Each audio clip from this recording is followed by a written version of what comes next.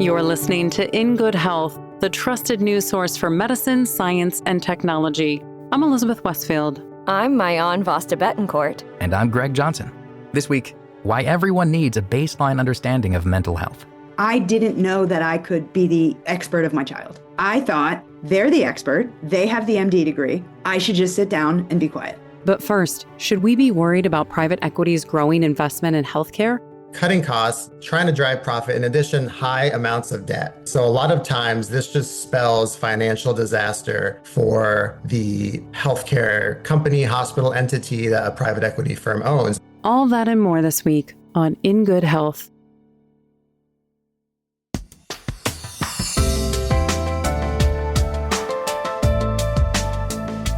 For many of us, the healthcare system is a tangled mess of complex phrases that try to explain the expensive bills we get in the mail. And with the chaos of life, it's easy to quickly pay it without ever truly looking at the breakdown of cost. Unfortunately, the industry knows this and can take advantage of it. Lynn Unruh, professor emerita at the University of Central Florida, experienced this firsthand after seeking help for her spinal issues. My visit was all of 5 minutes or less. He misdiagnosed me, but did thankfully send me to a physical therapist. And the physical therapist did a good half-hour assessment and diagnosed me properly. And I wasn't happy with this guy. So I asked for, you have to contact the office and ask them for the record of your visit. And they are, by law, I believe, you're entitled to get this record. In a surprise twist, Unruh's record detailed a much different visit than the one she had experienced. He said I had a half an hour visit and that he did a systematic neurological examination on me, which he did not do. He basically looked at the way I walked in and said, oh, you've got sacroiliitis and blah, blah, blah, blah, blah. And he did my knee reflexes, and that was about it, versus what the physical therapist did, that there's all this whole big, long thing. So anyway, he lied, and he charged Medicare for a 30-minute visit when he saw me for less than 5 minutes. Unruh was a victim of upcoding, a type of medical billing fraud when providers intentionally submit wrong billing codes to increase their revenue. It's quite common and has a costly effect. In fact, a 2024 paper estimates that the practice of upcoding was associated with more than $14 billion in hospital payments in 2019. Unfortunately, it's only become more pronounced in recent years, a rise that may be attributed to the uptick in investments from private equity firms in the healthcare space. Why? Because it's a simple way to increase revenue that often goes unnoticed. And as we've seen from private equity's involvement in this industry, the main focus is making a quick profit. Private equity is investing everywhere in healthcare. It started in some of the urgent care center areas, in hospitals and nursing homes, but it's also gone into doctors' offices, which are all of the specialties. There's pretty much not a physician specialty that you can name that it isn't invested in. Investments in healthcare are usually seen as a positive. So why is there a negative connotation around private equity involvement? Well, because most reports, like Unruh's 2025 review published in the journal Health Policy, aren't finding many good outcomes in the wake of a private equity takeover. Out of 21 studies that we found on healthcare quality and patient outcomes, only one nursing home study and one hospital study found that they were better. The outcomes were better in private equity facilities. One hospital study and a couple other studies found no difference in system outcomes, and some found mixed results. But like we say, most of the mixed results studies were mostly negative. So when you look at out of 21, really only 6 were not bad. That's not a lot. The global investment firm KKR & Company has one of the few good examples. Their acquisition of HCA Healthcare in 2006 showed a significant reduction in patient mortality. However, they declined our interview requests for this segment. The Private Equity Stakeholder Project is a watchdog organization that specializes in researching the effects that the industry has on people and the planet. It covers a range of factors, and one specific topic is healthcare. Michael Fenney, a senior policy coordinator at the organization, says that they're also not seeing many positive outcomes of private equity investments in healthcare. They may be out there, but what we've observed is that the incentives that private equity firms operate under don't align with long-term care. Instead of working towards a long-term vision, Matthew Parr, the communications director for the Private Equity Stakeholder Project, says that private equity firms tend to buy and sell their investments in an average of 5 to 7 years. These private equity firms have a set revenue goal that they're trying to get out of a company, and they're trying to do it very quickly. And because they sell off these companies after about 5 to 7 years or transfer them to another private equity firm, sometimes they take them public or these companies go bankrupt, what have you. After that short period of time, they don't really have a stake in that company anymore. And so if the firm has gotten its profit, they can sell that company off. And they didn't really have to invest in a lot of long-term strategies for the long-term benefit of the company. That becomes a problem a lot of times with healthcare because healthcare is inherently a long-term industry and health is a long-term aspect. So it's not necessarily the investment that's a problem, but the strategies they use to make the most profit in a short amount of time. And because of how these firms buy in, they get full operating control, despite in most cases not having any significant knowledge of healthcare. So private equity firms typically do full control buyouts of companies or assets or things like that. So it's a little different than venture capital or other types of investing. Well, they may buy a few shares or they may just own a part of a company. Private equity tends to get a controlling equity interest in a company. So they have operational control and they're able to enforce decisions at the places that they purchase. They're not people who have any healthcare background. So, for example, Blackstone, which invests in real estate, is a big investor in health equity and healthcare. They don't know anything about running a healthcare institution, but that's who's investing in it. Research shows that the typical game plan private equity firms use once they've acquired an institution usually starts with cutting staff. There's not a private equity institution that doesn't initiate a reorganization of the hospital staffing. And so they'll cut nursing staff, for example, may hire more unlicensed or lower licensed personnel like LPNs or nursing assistants and get rid of some of their registered nurses because those are cheaper. So they go with the cheaper staff. They also typically focus on the more profitable services, often driving up the prices on those while completely cutting the ones that don't make as much money.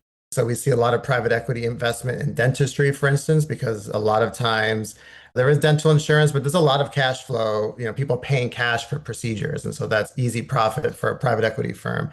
And so you couple cutting costs with trying to eke out profit and not a lot of kind of future thinking investment. In addition, private equity firms do this tactic called the leverage buyout. And what that means is that they actually don't put a lot of money into the companies that they purchase. They use a lot of debt. Which means that the firm used very little of its own money in these purchases.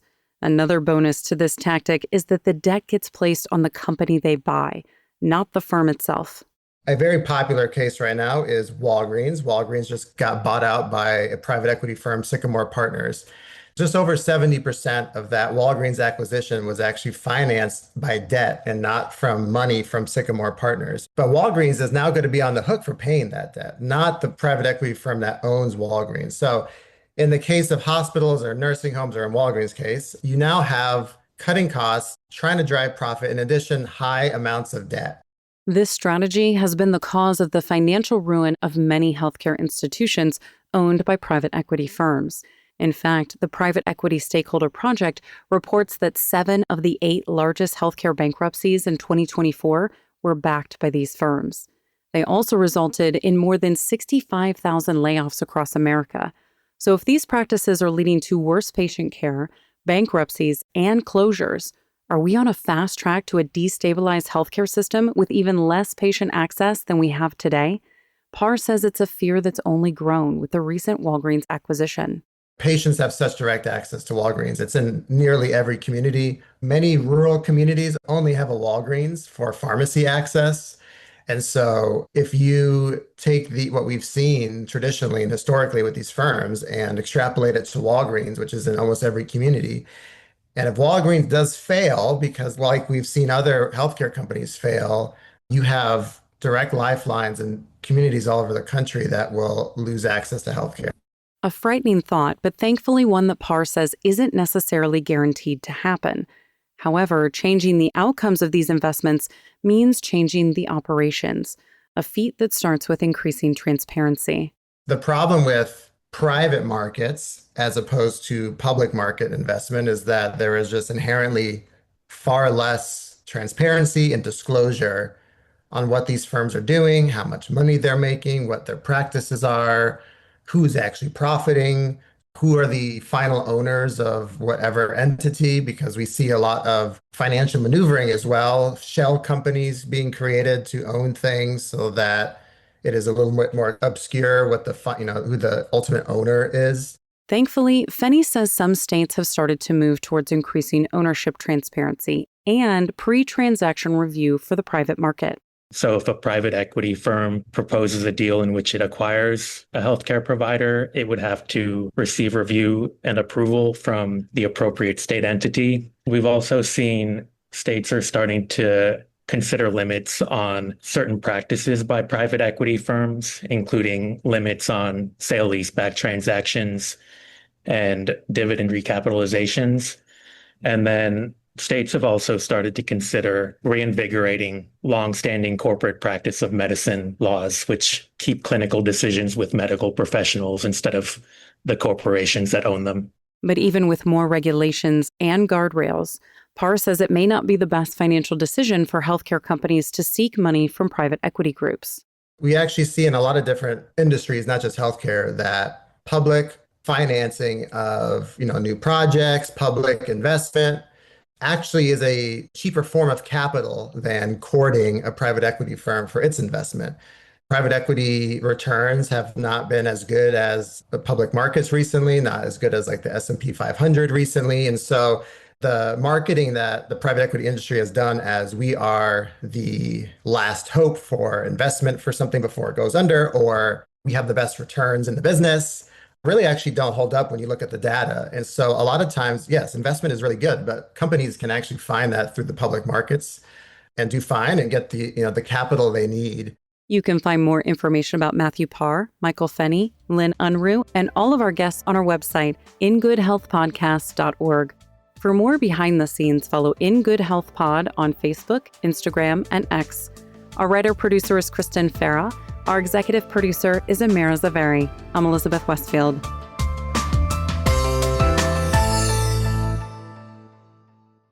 Coming up, should mental health literacy be taught in school?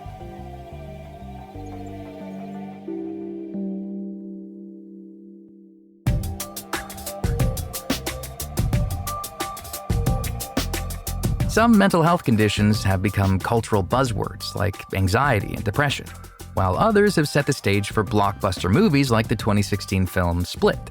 And though public awareness of mental illness has increased, can the same be said for public understanding? Annie Sleece is the co-founder and CEO of the Mental Health Literacy Collaborative, a national nonprofit organization. She believes education needs to be a foundational component of any mental health initiative, especially in schools.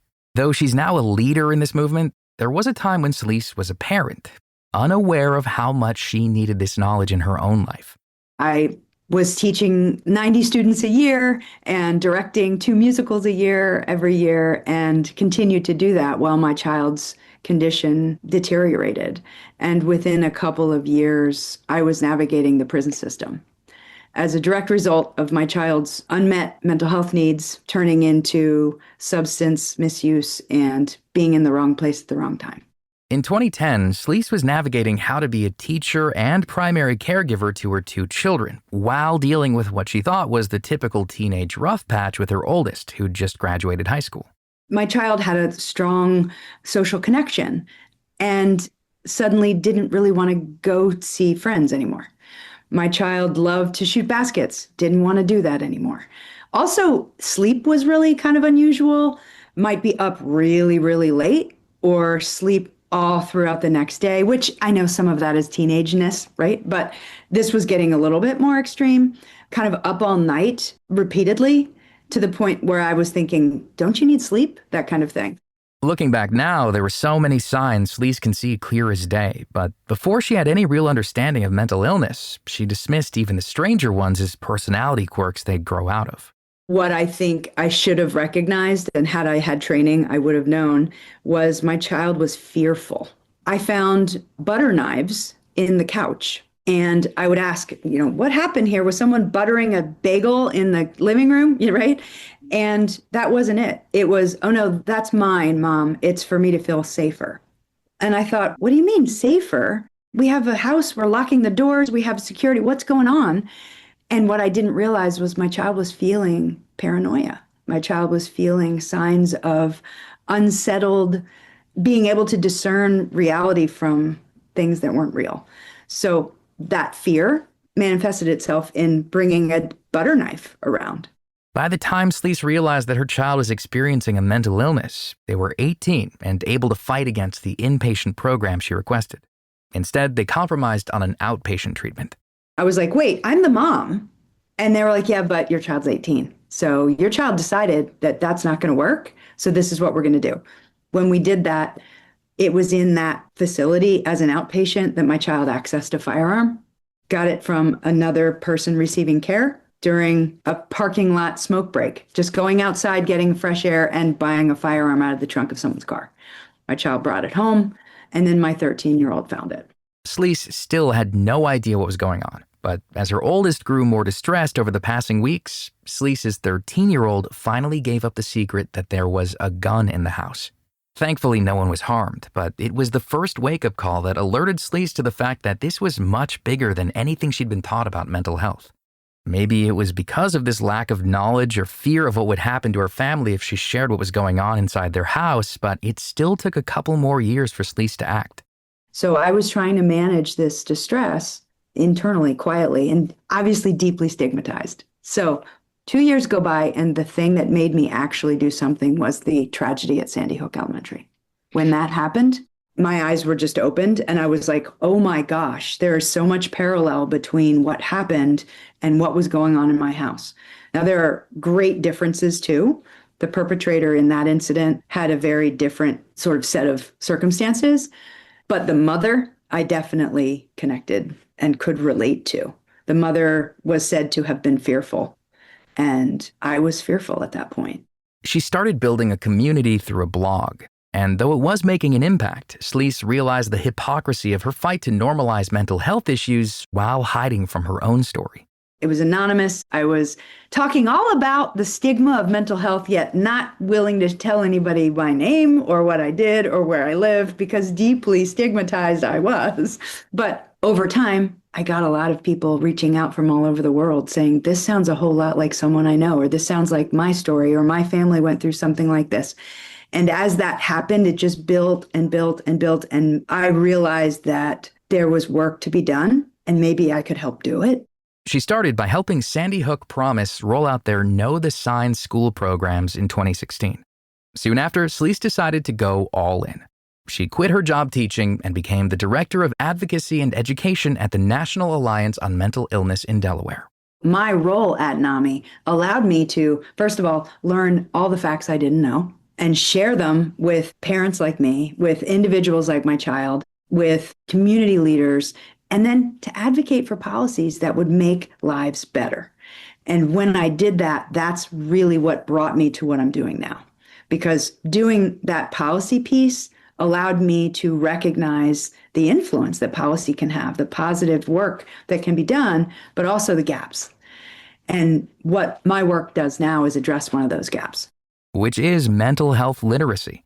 Understanding what mental illness is and being able to recognize the signs in yourself and others. More than 30 states have some sort of mental health education policy in place, but Sleece says there's no universal framework for what should be taught. On top of that, it's hard for teachers to follow a policy and explain something that they themselves don't truly understand. Just like me, having been a teacher my whole career and not being able to help my own child, most educators don't get this information. Most educators aren't trained in this. So whether or not you have a policy in place that requires something, or you just have people who want to do it, you still need to have the background, the foundation, the confidence around this topic that's needed to provide the information thoughtfully.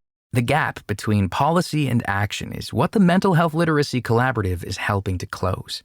We're trying to elevate this framework that has been in existence for decades, but we're trying to elevate it as a potential roadmap for school education systems to implement mental health education universally. And doing that with that framework allows people to understand kind of 4 big ideas and to make those ideas suitable for the audience. It's understanding how to foster and maintain positive mental health, understanding common disorders and their treatments, understanding how to seek help effectively, and understanding stigma and how to reduce it. Sleece believes that just simply being aware of a few statistics can make a huge difference. In fact, she thinks that if she knew nearly half of all lifetime mental disorders begin by the age of 14, she would have reacted much differently to her child's odd behaviors early on. That fact alone, I think, would have changed the trajectory of my child's life if I had known that raising my child. Because I think I would have recognized far sooner. Because looking back, there were signs way earlier than age of 18. But I would have also pushed back on discussions with physicians when I was asked, or with therapists, because there was therapy on and off throughout my child's growing up. But every time I would say, I think it's more than this, I think this is going on, I would be told, we're in the normal range. This is all fine. Mom, this is fine. Everything's fine, Mom. I would be called Mom, which was very annoying to me. But also, I was sort of put in my place, and I didn't know that I could be the expert of my child. I thought they're the expert. They have the MD degree. I should just sit down and be quiet. And so one of my biggest lessons, I think, is to remind people that you're the expert of your child. You know. And if you don't feel like this particular diagnosis or this particular treatment plan or this particular situation is right, speak up. And if they're not listening, speak to somebody else. Sleece says mental health literacy isn't just for parents and teachers to notice and understand. She believes it can and should be taught to kids of all ages. The messaging may change when talking to a 3rd grader versus a high schooler, but the outcome is the same: understanding the brain, emotions, and overall health. Let's hope that by the age of, 9 and 10, we have young people who understand that health conditions happen in all parts of our body. Sometimes we get sick and it's our heart that's sick. Sometimes we get sick, it's our stomach that's sick. Sometimes we get sick, it's our brain that's sick. That's the idea of mental health literacy, is it's just a piece of health literacy, something that young people and people of all ages have been building. We understand really common things, like no one shies away from a broken bone. If you have a broken arm, people don't go, oh no, I can't talk about that. Don't tell me about that broken bone. We have a general idea of what happens with a broken bone. We also understand, because we understand the treatment, we understand that after you wear that cast for a little while, that cast is going to come off and your arm's going to look kind of like it did before, and it's going to be okay. That's our health literacy in action. What we're trying to do is add the piece of health literacy that's been missing, mental health literacy, and young people can learn it. One argument that pushes back against including mental health literacy in school is the idea that teachers aren't qualified to be speaking about the brain. And though it's true they're usually not neurologists, Sleece says that with the right tools and resources, they can confidently and accurately teach a foundational understanding of mental health that can be extremely impactful. If you think about it, we have educators who can talk about a broken bone, right? We have science teachers maybe who might be talking about how the bones in the body work. That doesn't mean that they're orthopedic surgeons who are going to operate on someone's broken bone in the recess yard. But they can talk about it. It's the same idea. Mental health literacy is just the education around something, this topic of mental health. You can find more information about the Mental Health Literacy Collaborative, Annie Sleece, and all of our guests on our website, ingoodhealthpodcast.org. For more behind the scenes, follow In Good Health Pod on Facebook, Instagram, and X. Our writer-producer is Kristen Farah. Our production manager is Jason Dickey. I'm Greg Johnson.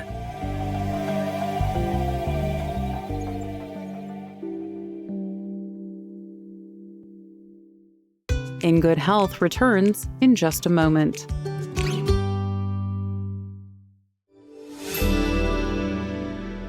Medical notes this week.